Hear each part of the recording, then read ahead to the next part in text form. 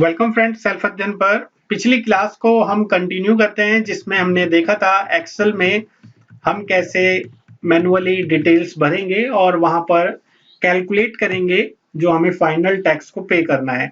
तो पहला केस हम डिस्कस कर रहे हैं, यहाँ पर बाकी के केस भी हैं। ये केस आपके लिए हैं। जब आप ये पूरा वीडियो देख लेंगे तो इस केस के अलग अलग अमाउंट से आपको वहां पर कैलकुलेट करना है इनकम टैक्स। और ये सारे केस आप देख सकते हैं। पहला केस तो हमने देख ही लिया था जहां पर एटीसी था। बाकी अदर इनकम भी यहाँ पर गिवन है। इन केस के जरिए आप अभी वीडियोस को कंटिन्यू देखें, उसके बाद इसको आपको प्रैक्टिकल करना है। आप चाहें तो इसका स्क्रीनशॉट ले सकते हैं और इसी के बेस पर आईटीआर फाइल खुद से भी सीख सकते हैं। तो आइए हम सबसे पहले कंटिन्यू करते हैं जो हमने छोड़ा था लास्ट वीडियो में कि हम यहाँ पर क्या डिटेल डालें। तो ये डिटेल हमें मिलेगी हमारी कंपनी से जो हमने फॉर्म 16 को इश्यू कराया है उसके पार्ट बी से। तो यहाँ पर फॉर्म 16 आप देख सकते हैं। यहाँ पर ये फॉर्म 16 इश्यू हुआ है कंपनी की तरफ से एम्प्लॉय को और इसमें पूरी की पूरी डिटेल्स मेंशन है। सबसे पहले आप पार्ट ए जो कि कंपनी की तरफ से क्या क्या डिटेल काटी गई है कंपनी के एम्प्लॉय की, वो यहाँ पर दिया गया है एम्प्लॉयर की तरफ से। इसको हम इग्नोर करते हैं। पार्ट बी सेक्शन को हम यहाँ पर देखेंगे, नीचे की तरफ आप जाएंगे। पार्ट बी सेक्शन को आपको देखना है। यहाँ पर इनकम आप देख सकते हैं, ग्रोस सैलरी 4,06,681। एक एग्जांपल मैं आपको दिखा रहा हूँ।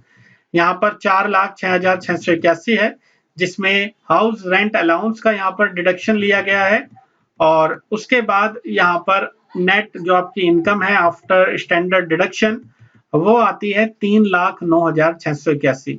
इस चीज को हम पिछली वीडियोस में भी डिस्कस कर चुके हैं, जस्ट एन एग्जांपल मैं आपको बता रहा हूँ। उसके बाद एटीसी में कुछ डिडक्शन लिया है प्रोविडेंट फंड का। प्रोविडेंट फंड घटाने के बाद नीचे की तरफ अगर आप चलें तो आपको यहाँ पर आपका इनकम मिलेगा, टोटल टैक्सेबल इनकम 2,54,020 रुपए का। और यहाँ पर जो इस पे टैक्स बनेगा, क्योंकि 2.5 लाख तक तो एग्जेम्प्ट है, 4,020 रुपए आपकी टैक्सेबल इनकम है जिसपे 201 रुपए का टैक्स बन रहा है। और ये यहाँ पर जो इनकम टैक्स भरा गया है ये ऑलरेडी कंपनी की तरफ से काट लिया गया है। तो आपको जब अपनी सेपरेट आईटीआर फाइल करनी है तो ये डिटेल जो कि टैक्स की काटी गई है वो आपको अपनी आईटीआर में फिल करनी है। आप देख सकते हैं यहाँ पर 10 नंबर जो हमें रिक्वायर्ड है, ऊपर की तरफ 10 नंबर ऑफ एम्प्लॉयर है। यहाँ पर इसकी हमें रिक्वायरमेंट होती है जब हम अपना एक्सेल में चीज भरेंगे, वो 10 नंबर आपको यहाँ पर डालना है। तो 10 नंबर हमें कौन सा लेना है, यहाँ पर ये जो मेंशन है आप देख सकते हैं MRTK 02429A, ये आपको डालना है।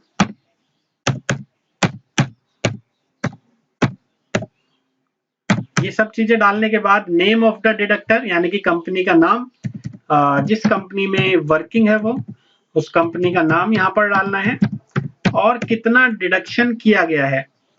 तो यहाँ पर अगर हम देखें हमारी जो हम डिस्कस कर रहे थे फाइल को, यहाँ पर जो एनुअल टीडीएस आप देख सकते हैं 6885 रुपए जो कि कंपनी की तरफ से काट लिया गया है, वो हम अपनी सेपरेट आईटीआर फिल करते हुए बताएंगे, क्योंकि ये टैक्स हम दोबारा नहीं भरेंगे। ऑलरेडी ये टैक्स कंपनी ने काट लिया है एज पर फॉर्म 16। तो हमें यहाँ पर उसको बताना पड़ेगा। 6885 रुपए का हमारा टोटल टैक्स कंपनी की तरफ से काट लिया गया है। यानी कि जब आप देखेंगे यहाँ पर टैक्स पेड जो आ रहा है 8,430 रुपए। अब हम फिर से कैलकुलेट टैक्स करेंगे और दोबारा से कैलकुलेट टैक्स करने पर जो कि हमने टीडीएस में अपनी डिटेल्स भर दी है ऑलरेडी, जो फॉर्म 16 से हमारा टैक्स कट चुका है, और वो हमें यहाँ पर डालना है। अब आप देखेंगे नीचे की तरफ हमारा डिटेल्स तो यहाँ पर गिवन है, लेकिन टैक्स पेड एंड वेरिफिकेशन के अंदर जो हमारा टैक्स बनता है वो सिर्फ लेट फाइन का बनता है, यानी कि 1,000 रुपए। यानी कि हमारा 6885 का जो टोटल टैक्स पेड था हमारी तरफ से कंपनी को, सिर्फ हमें अब लेट फाइन को ही यहाँ पर भरना है। आपको क्लिक करना है ई पे टैक्स पर और ई पे टैक्स क्लिक करने के बाद आप सीधा रीडायरेक्ट हो जाएंगे यहाँ पर जो साइट है गवर्नमेंट की, और आपको यहाँ पर चालान को फिल आउट करना है।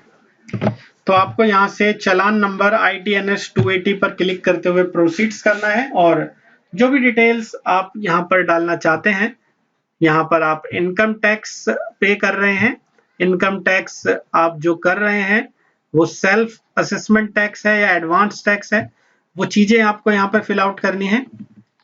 और उसके बाद कुछ और डिटेल्स आपको यहाँ पर डालनी है कि आप पेमेंट कैसे करना चाहते हैं, आपका पेमेंट मोड क्या रहेगा, वो सारी डिटेल्स आपको भरनी है। डेबिट कार्ड्स के थ्रू आपका अपना पैन कार्ड नंबर, आपका असेसमेंट ईयर, आपका flat, door number, area, district, जो भी आपको अभी PDF में पहले दिया गया था, वो सारी चीजें देने के बाद प्रोसीड्स करना है, और पेमेंट के बाद आपको आपकी मेल ID पर इसकी रिसिप्ट मिल जाएगी। ये चीज तो हमने मैनुअली देखा, क्योंकि हम एक्सेल की यूटिलिटी की हेल्प से यहाँ से कैसे टैक्स पे करेंगे। अगर हम सीधे इनकम टैक्स की साइट पर अपना पैन नंबर और पासवर्ड्स के जरिए वहां से सीधा टैक्स भरना चाहें, वो भी भर सकते हैं, जिसको हम आने वाली क्लासेस में डिस्कस करेंगे। पहले कैसे ID बनाएंगे, कैसे लॉगिन करेंगे, पिछली ITR रिटर्न्स आपने जितनी भी भरी है वो कैसे चेक करेंगे, वो सारी चीजें हम देखने वाले हैं। तो फिलहाल आपके लिए कुछ होमवर्क है। जैसा कि मैंने आपको बताया, केस 1 हम यहाँ पर डिस्कस कर चुके हैं। केस 2 में हमारी इनकम फ्रॉम अदर सोर्सेज भी हैं, और इनकम फ्रॉम अदर सोर्सेज कभी हमारी कम है, कुछ हमारी ज्यादा है। तो अगर हमारा टैक्स ज्यादा बनता है तो उस केस में हम यहाँ पर ऑलरेडी जो कंपनी में टैक्स कटवा चुके हैं उसका भी रिफंड अमाउंट ले सकते हैं, अगर हमारा टैक्स ज्यादा नहीं बनता उस केस के अंदर। जैसे आप देखें नीचे के केस में हमारा बैलेंस इनकम टैक्स पेबल पहले केस में और दूसरे केस में तो 0 है, लेकिन तीसरे केस में हमारा 1040 का यहाँ पर रिफंड अमाउंट है, हमारा टैक्स पेबल अमाउंट है। क्योंकि पॉजिटिव में है तो टैक्स पेबल आपको और करना है।